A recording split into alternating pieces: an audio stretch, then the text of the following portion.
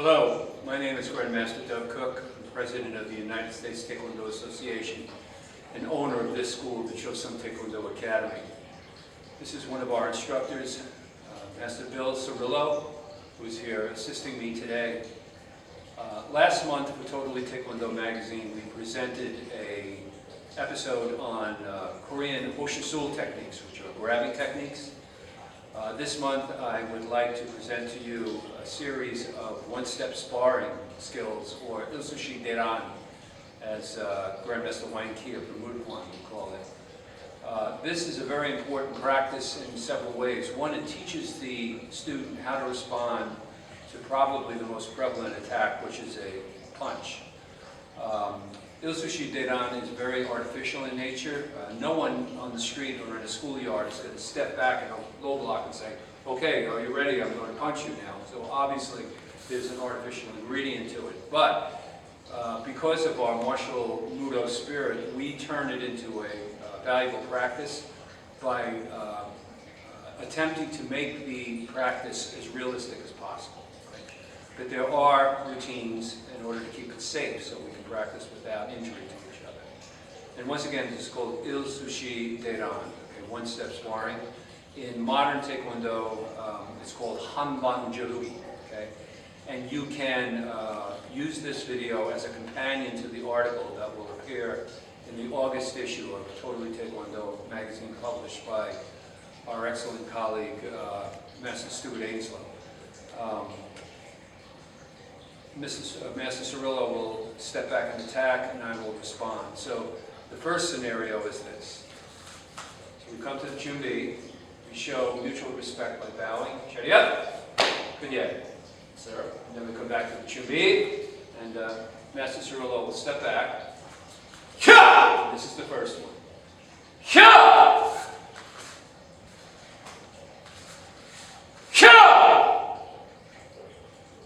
Back to the Chumbi,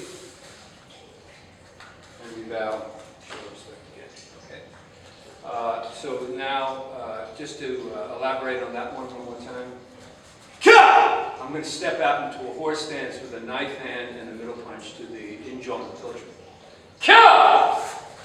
So there's my first ingredient. Right? I'm blocking the punch and striking.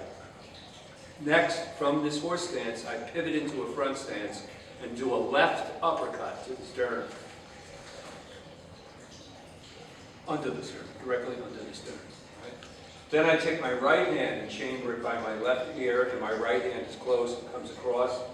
And this is difficult, this one. I stay on my right foot, and my left foot does a full turn around so I can do a knife chop to the throat, the trachea. So I pivot on the right foot, all the way around into a horse stance, and then chop. Okay, that's the first scenario. The second one is here. We're going to change it so you can see the techniques a little bit better. Now, when you start this second one, you want to give yourself a little bit more room because you're going to be stepping in, right? And we usually reserve this for black belts because we're going to use an ox jaw block, kapun sumak, maki. That's something a little bit advanced for the beginners. So again, I'm going to step in. Typically, we step back away, but this time we're going to step in. If you take one step back, sir, please. Sir. Now, this is going to be a defense against a face punch, right? So, Master Cirillo steps back. Kya! Kya!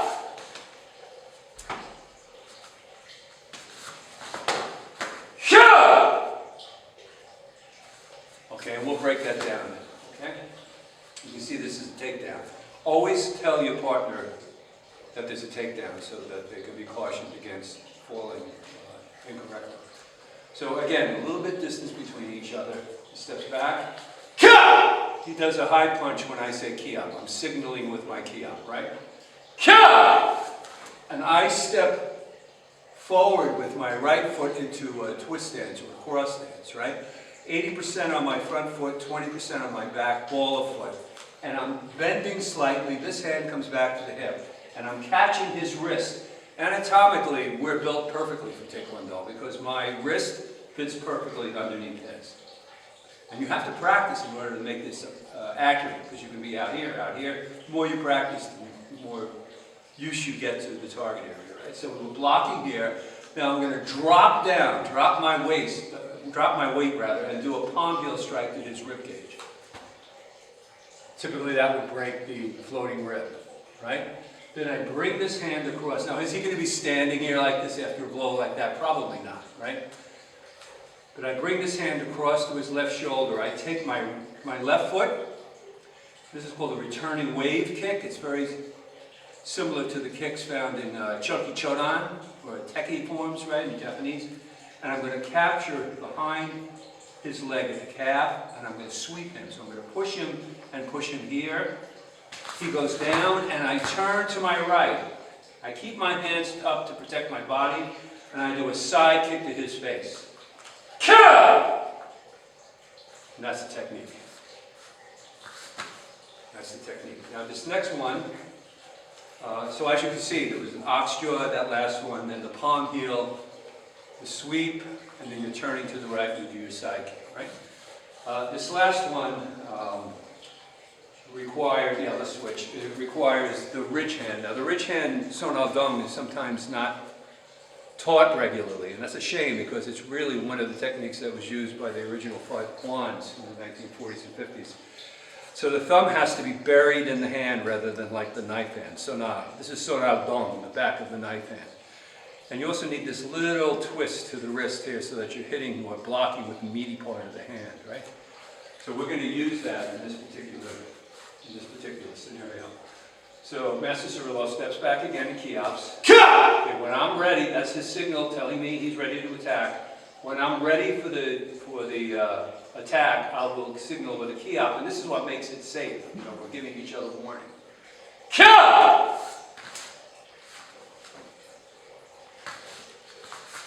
Kiop!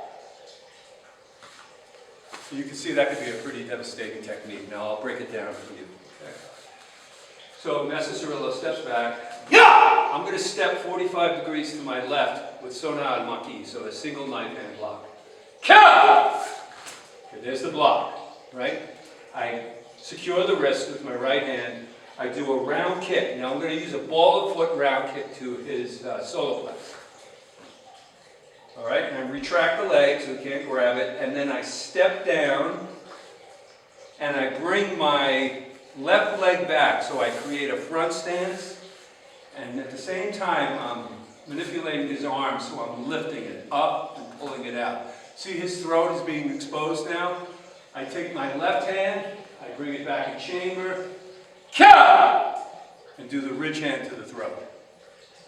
And this could be lethal. You could break the trachea, you can bruise it, causing him potentially to choke. Right? So one more time on this one.